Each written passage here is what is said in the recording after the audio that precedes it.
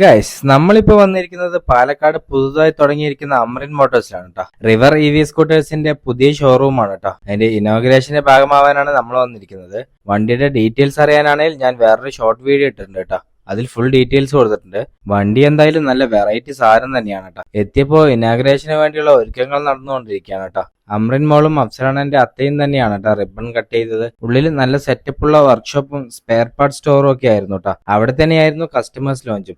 സിയും വാഷ്റൂം സൗകര്യത്തോടു കൂടിയ നല്ലൊരു ഏരിയ തന്നെ സർവീസിന് വരുന്ന കസ്റ്റമേഴ്സിന് വേണ്ടി അവർ ചെയ്തു വെച്ചിട്ടുണ്ടായിരുന്നു കേട്ടോ. ഷോറൂമിന്റെ ആംബിയൻസ് തന്നെ നല്ല അട്രാക്റ്റീവ് ആയിരുന്നു കേട്ടോ. പുറത്ത് വെച്ച പോലെ തന്നെ അകത്തും എല്ലാ കളേഴ്സിലും സ്കൂട്ടർ ഡിസ്പ്ലേക്ക് ഉണ്ടായിരുന്നു. പിന്നെ സെയിൽസ് ഹെഡും MD അഫ്സലാണനും കുറച്ച് വാക്കുകളൊക്കെ സംസാരിച്ചു. ഒരു കൊച്ചുമിടുക്കൻ റിവറിന്റെ ലോഗോ വരച്ചു കൊണ്ടുവന്നതും ഗിഫ്റ്റ് ചെയ്തു കേട്ടോ. പിന്നെ ഒരു കേക്ക് മുറിക്കൽ ചടങ്ങായിരുന്നു.